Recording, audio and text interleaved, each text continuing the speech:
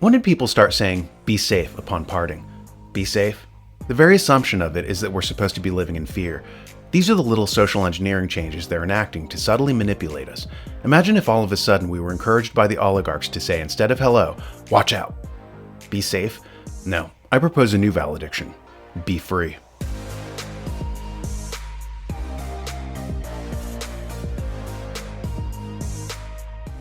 Breaking news this week was that Republican Glenn Youngkin defeated Democrat Terry McAuliffe for the governor's race of Virginia. Youngkin ran on a platform denouncing critical race theory and transgender males raping girls in bathrooms. After Youngkin's victory, conservatives like Pedro Gonzalez tweeted out messages like, "So it turns out that dumb culture war issues dismissed by libertarians and libs alike, like kids getting raped in public schools and indoctrinated into an anti-white curriculum, are actually extremely powerful motivators." In the Republic, Plato relates a dialogue between Socrates and a friend of his named Glaucon. The two discuss a parable, famous now for being called the Ring of Gyges. The ring allegedly imparts invisibility to whoever wears it. The whole of the book explores the notion of what is justice, and Glaucon says that if people were invisible, they wouldn't care about justice, and they wouldn't behave ethically. He imagines people wearing the Ring of Gyges and committing every depraved act that they could get away with. In her book, Eco-Republic, Melissa Lane takes this metaphor and uses it to explain how in mass society, people feel so insignificant, so small, that their negligibility amounts to a sort of invisibility. Lane notes how a certain subset of the population will use that negligibility as an excuse to behave immorally. I had this in mind as I was watching a 1980s TV show and came across some early propaganda trying to ease society into the idea of gay marriage decades before it was officially rolled out. It was just a feeler, a testing of the waters, but you can see it here on this game show from 1982. In today's society, do you think that men should be allowed to legally marry another man and women another woman? Yes or no? Goodbye. In today's society. You got it?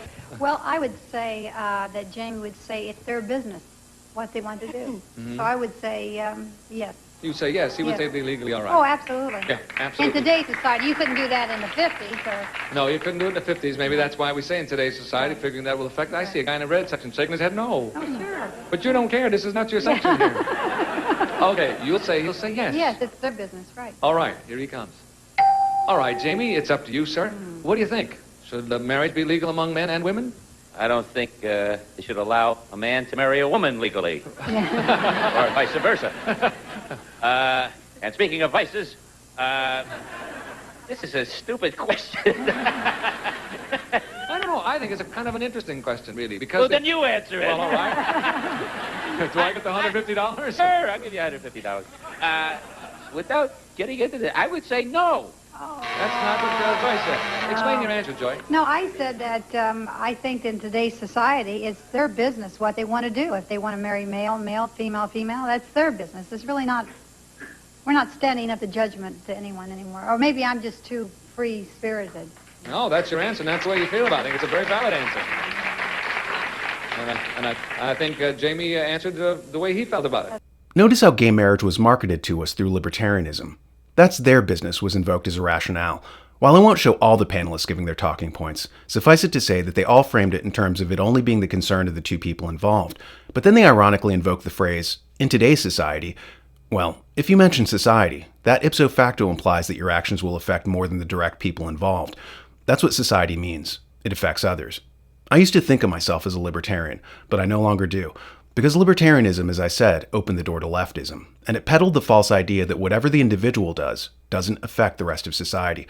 To get back to Melissa Lane, she talks about this false formulation writing, "Negligibility is a well-established and precise term in economics and political science.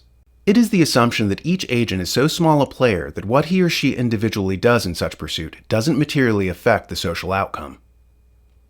But here's the thing. The enactment of social changes does affect the rest of society. And it affected it profoundly. It didn't, as they promised us, remain locked away as the secluded domain of private individuals. When you redefine marriage, you alter the underpinnings of society itself, because marriage is the basis of family, and family, as Aristotle says, is the basic unit of the society. In politics, he says that the nation starts with the family. Radiating out from the nuclear family are cousins. When you have a bunch of cousins together, you get a tribe. When you get a bunch of tribes together, you get a nation. So we were told that we could totally change the nature of marriage and family and that it wouldn't affect society. This is preposterous. Just as preposterous is the assertion that it would remain contained between private individuals. Instead, it's now being marketed hardcore to the youth in public schools, like Hazard High School in Kentucky, where they had male students dressed in women's clothes and giving lap dances to faculty members. Likewise, a father was kicked out of a school board meeting for having the temerity to read from an alternative lifestyles book that was in the school library targeting kids, as we can see here. Concerning a passage from Gender Queer. Fast forward, we've been dating for 2 months. We've made out, we've had sex, we've moved on to sexting at work. I got a new strap-on harness today. I can't wait to put it on you. It will fit my favorite dildo perfectly. You are going to look so hot. I can't wait to have your... Mr. Engels, Yes. I appreciate the, No way. I'd like to continue reading. No, we're not children gonna can have, hear sir, adults. sir, I'm sorry. I want to have your blank in my Mr. mouth. You're I out want of to give order, you if the you best don't stop blowjob now, of we'll your remove you life. from the And I want you chambers. inside me. Remove him from the chambers. Why? Our kids are reading this. Our kids are reading If this. we can be quiet, I will answer your questions. Why is it your school? I understand You allow that this if that filth. book is in the classroom, and the language that he just read is inappropriate for this forum. Excuse me. So let's backtrack to 1982, where we were told that it would just remain between two people, and that in today's society, anything should go. Okay, but libertarians must realize that if you're mentioning society, that implies that it won't just remain between two people. That's kind of what society means. More than two people. That it will bleed out and affect everything else. So we were lied to. We were given contradictions and told to believe absurdities. It was the gospel that goes back to what Melissa Lane calls negligibility. The belief that what I do won't affect anyone else. Turns out, it does. That's what the word society means. What you do affects others. But if you think of yourself as existing outside of society, you give yourself license for vice. And speaking of Melissa Lane, she had another interesting quote in her book. In any given situation, the Athenians had to choose to act either as citizens, polites, or as private individuals, idiotes. So idiot derives from the Greek word for a private individual, someone not concerned with the wider society. An idiot. The kind of people who advocate for vice, like drugs or open borders or prostitution. The Athenian leader Solon was famous for banning debt slavery. In Montesquieu we read, "At Athens and Rome it was first permitted to sell such debtors as were insolvent. Solon redressed this abuse at Athens by ordaining that no man's body should answer for his civil debts. The freedom of every citizen constitutes a part of the public liberty, and in a democratical state is even a part of the sovereignty." So Solon recognized that if someone could sell their body to make up for a debt, that this would erode not only the person's freedom, but the freedom of every other citizen. So Solon made selling one's body illegal. This ethical revolution is lost on the modern libertarian, who thinks that if a woman sells her body, it won't affect anyone else. This belief that we're all in a void and none of our actions affects anyone else is the hallucination of a narcissist, the solipsism of someone who has no instinct for civic behavior or ethical conduct, the delusion of a person who sees themselves strictly as a private individual. Oh wait, what was private individual again in Greek? That's right, idiotes. If you like this video, you'll love the New American Magazine. You can buy a subscription or donate to help more videos like this get made. Think of it as your own electronic swear jar. Every time you slip and lose your temper, you put a quarter in the metaphorical jar. After so many salty outbursts over the course of a month, well, there's your subscription.